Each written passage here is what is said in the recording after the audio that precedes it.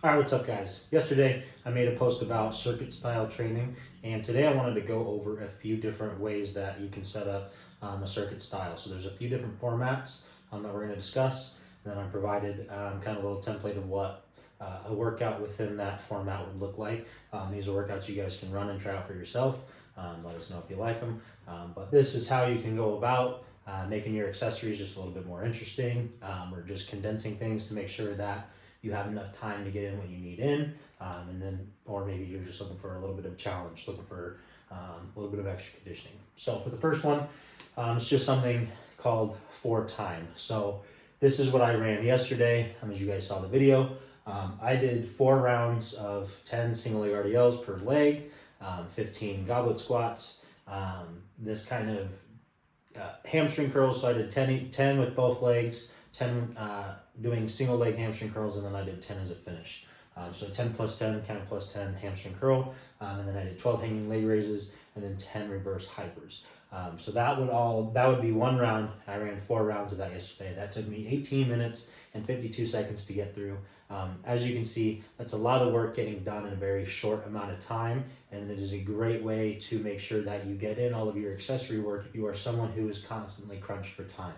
This was an adjustment that I had to make once I started waking up early and training early in the morning. I need to get out the door right away after I'm done working out and rinse off. So I, for a while, was having to cut a few things or move things around to a different day. So this is something that I started implementing a little bit more, was the for time thing. But I ran all of this type of circuits a lot, especially one summer training for football in college. And I absolutely loved it. You can definitely bite off more than you can chew. You'll get your ass kicked sometimes when you set these things up, but I think it's a really good way to challenge yourself and push yourself. You learn a little bit about yourself when you put yourself in a hard workout like this, and you just have to gut through it and figure it out. But another way that we can do this is called an EMOM, so every minute on the minute. Now, there are apps out there that can help you guys set up the EMOMs and AMRAPs that'll give you countdown timers and stuff. There's one I highly recommend. I'll try to put it in our story. But essentially, an EMOM is you're going to select, however many exercises you do, 4, 5, 6, whatever, it doesn't really matter. But essentially, click your timer, they give you a little countdown. And so, minute 1, I'm going to do 10 dumbbell snatches per arm, so 20 total. I have to get that done within that minute. The remaining time I have left of those 60 seconds is my rest until I move on to minute 2, where I do 20 kettlebell swings. So you can kind of pace yourself a little bit in this sort of exercise or circuit format. But if that takes me 50 seconds to complete, and I only have 10 seconds before I got to do kettlebell swings, those kettlebell swings are gonna get me a little bit more out of breath. Whereas I push really hard through the snatches, I may have 20, 30 seconds to rest before I have to jump into those kettlebell swings.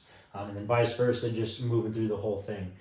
Something like this, you could set a timer for, so there's 4 exercises, 16 or 20 minutes, so that would give you 4 or 5 rounds working through this. Again, that's a lot of work, a lot of volume in a very condensed amount of time. So it's making your training very dense, and it's giving you a lot of bang for your buck, because you're checking a lot of boxes, and you're getting quality work in a very short amount of time.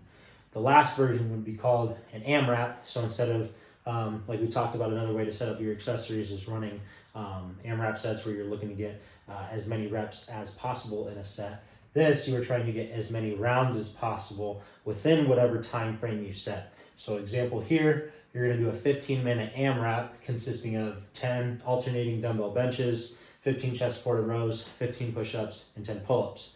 So you can rest as needed in an AMRAP format, but that means you're essentially going to get less rounds, less repetitions in over that 15 minutes.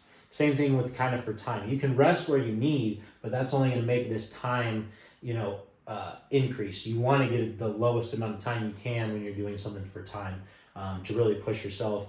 And that's a good way to really tell if you're making progress, kind of with strength. If you're able to use the same weights in a shorter amount of time, it's more so that you're improving cardiovascularly.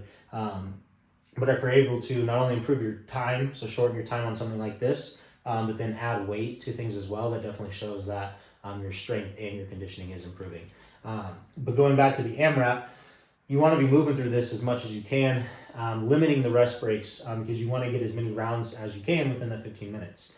So again, this is just a really good way to get in a lot of volume, a lot of work in a very short amount of time, which has a tremendous conditioning component and has huge carryover to, in my opinion, all sports, all things, because you can essentially set up the circuit to encompass whatever exercises and movements that you want to focus on, so it can be applied to any population for any goal and any reason.